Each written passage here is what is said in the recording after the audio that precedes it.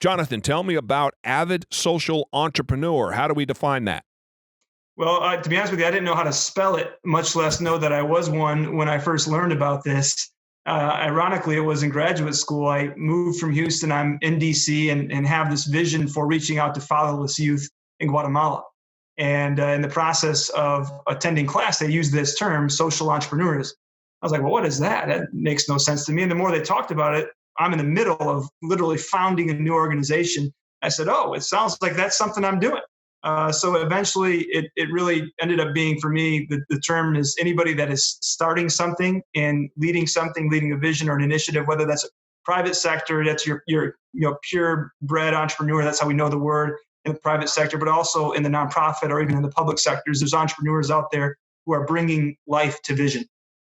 That's and that's an interesting take too. I think the definition of that, either we need to get that out there or change that a little bit, because I'm always anybody can do whatever they want, but I'm always giving the advice that, about starting a company. Questions I get asked about it is all, and the ones that are going in with some sort of charitable giving that they want to do as part of their sales. And I always say this is a terrible idea. We had somebody on here a while back that started one up. It was a thing for veterans, and he saw that 1% of sales were going to the charity, and they wanted to just blow that out, and they did 10% of sales. This is 10% of gross sales. Well, they figured out really quick that they're about to be out of business because they weren't making anywhere near that kind of money to give away 10% of gross sales. So they retooled it, took it back to 1%, got the company profitable, and then were really able to feed that charity after that. And when I hear social entrepreneur, I'm always careful to discern between, are we talking about a profit or a nonprofit? Because if you're an entrepreneur that wants to give socially, you need to go make all kinds of money so that you can give away all of your money if that's what you want to do. But if you're socially, starting a new movement or starting a new company, I think or starting a new charity, I should say, there's a differentiation in the term and the use of the word. That's why I asked, because we're not talking about making money necessarily. You're talking about starting something that you're passionate about to help the disadvantaged. Yeah, absolutely. It's the principles of sustainability, and I agree with you 100%.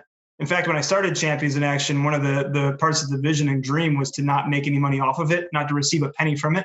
So that meant I needed to have a private sector job or some form of income to allow me to invest into it. And the entrepreneur is usually the one that's going to put up the money. Whether you're starting a nonprofit or a for-profit, we're all for sustainability, and we're all for the ability of that vision to come to pass. So somebody has to put the money up, and usually it's the first person, the founder, that's going to be doing that. So in my case, that was me, and that's when I came to Bowling Green, Ohio, and started working in a company and being able to generate that income. I was able to give to the nonprofit, and then many others joined me to allow it to be now 10 years old and having invested thousands of mentorship hours into thousands of lives.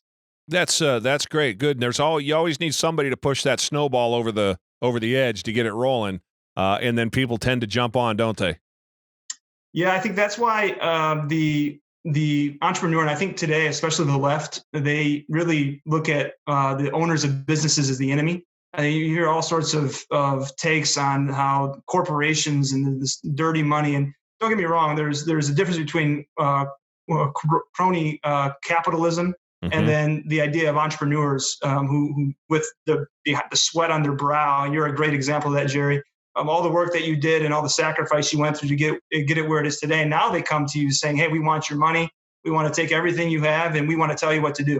They forget 30 years ago when that person started that business with not more than 2 nickels to rub together, that they were able to bring that to life. Where were they then when you were investing in that corporation?